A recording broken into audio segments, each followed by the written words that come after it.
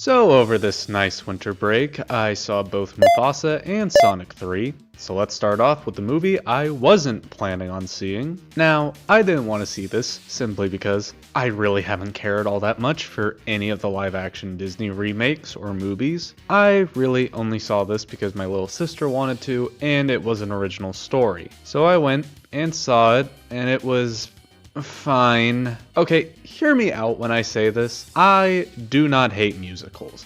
I was a theater kid for the later half of my high school years, but the music numbers in this, with the exception of one or two songs, don't work. They kill the pacing and add a very unnecessary 30 additional minutes just so Disney can flex how good their live action CGI is. And it was not worth it.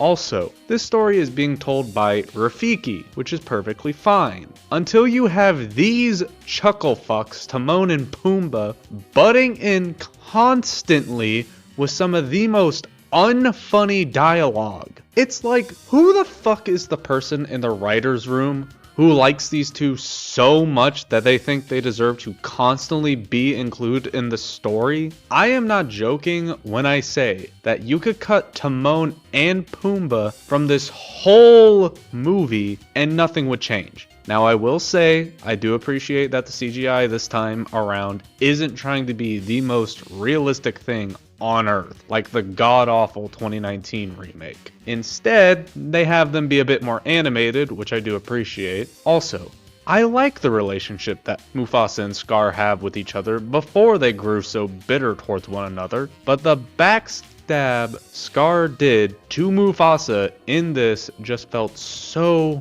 weird. Like, I get he just lost Nala, the girl he was crushing on, to Mufasa, but I don't think that is a big enough reason to go to the gang of lions that is actively trying to murder you. Like, this is essentially what he said to them. Ah, it is I, the one you're trying to kill. I know we've been on the run from you guys, but I just got cucked by my brother. So, I'm looking for you to kill him. This movie is like a solid 6 out of 10 for me.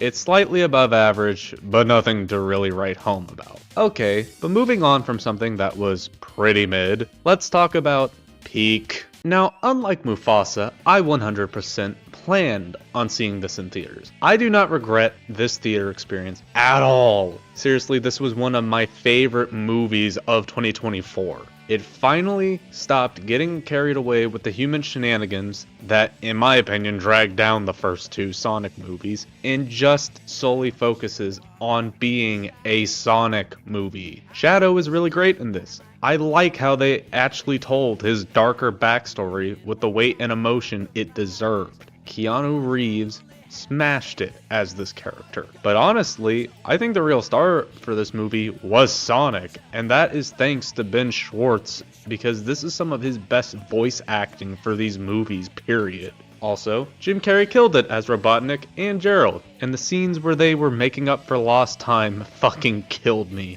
I haven't laughed that hard in a minute, but that final act, oh my god, I've never felt so much hype for two goddamn hedgehogs in my life. Also, Eggman pissed on the moon, like, come on. This is just truly a movie made for Sonic fans. But oh man, that end credit scene has me hyped for Sonic 4. It feels weird saying that out of multiple franchises I'm invested in, my most anticipated franchise is Sonic. I'm giving this movie an 8.5 out of 10. But before I end this video, I wanted to talk about how Disney was getting clowned on Twitter, and it was honestly some of the funniest shit ever. So Sonic 3 beat Disney's Mufasa at the domestic box office for 3 weeks now in a row, which royally pissed off Disney. And then they made a tweet about how Mufasa is the #1 movie in America, which was obviously false, and Sonic fans clowned the absolute shit